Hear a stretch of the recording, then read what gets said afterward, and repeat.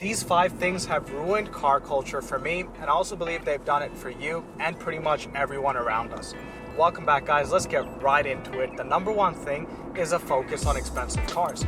It seems as if no one can enjoy cars today unless they're busy being bankrupt or being financially ruined. I remember I was talking to this one person, and this was a couple of years back actually, when I owned a Suzuki Swift Sport. I was in between cars and I loved the Suzuki Swift Sport. We got to talking and I said, "What do you drive?" And he said he drove a BMW 335i or an M3, and I said, "Oh, I love those cars." I said I had the Suzuki Swift Sport, the ZC33S Turbo.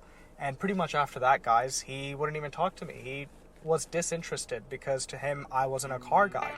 And I'm not saying that everyone needs to appreciate cheap cars or cheap builds. When I get into rental cars, I love them. I love renting out a Mitsubishi Outlander. I rented that out in New Zealand. I had a blast.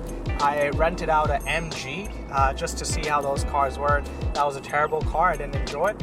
But I love getting into even econo boxes. When I give my GR Yaris for service, often they give me a regular Yaris. I love driving that thing and really comparing it and seeing, how different the GR Yaris is. But I think people out there these days, they can't enjoy any cheaper platforms. The hobby for a long time was about making the most and making the best of what you have. Now, unless you're getting super expensive cars or super big mods, people don't even want to talk to you. Second thing that's ruined car culture is cope.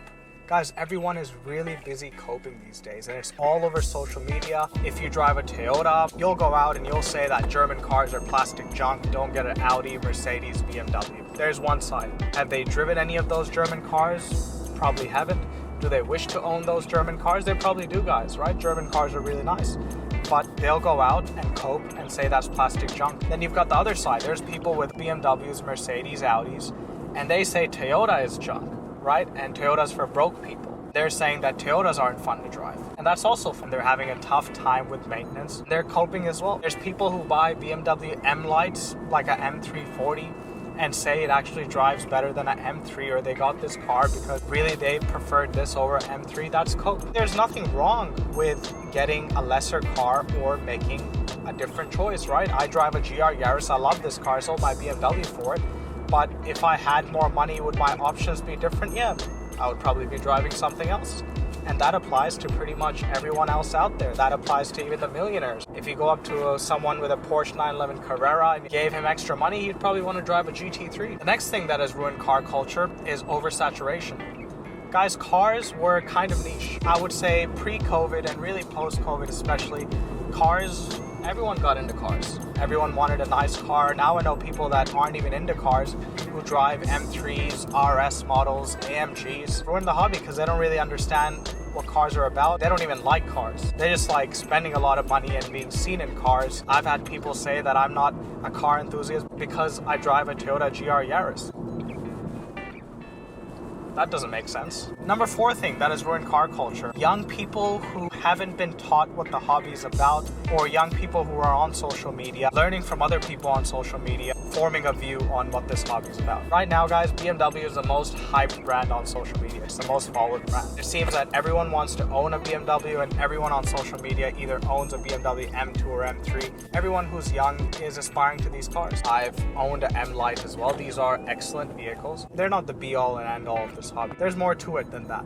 And I think, unfortunately, people have been sold a false dream, and now you've got young people on social media who think those are the only cars that are worth owning and worth aspiring to. I think there's also a bit of aggression where if you try to teach people about cars, or if you try to tell them, look, there's intricacies, this car is meant for this.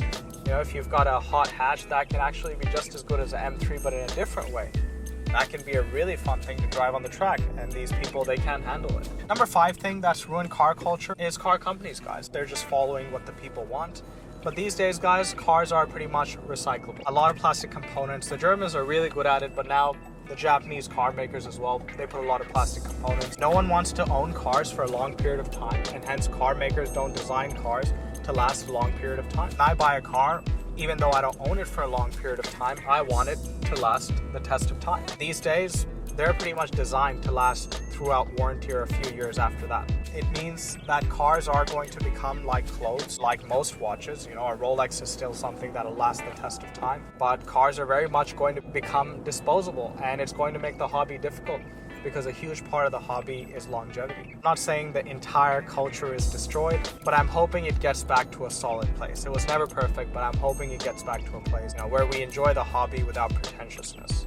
Thanks for watching, guys. I'll catch you next time.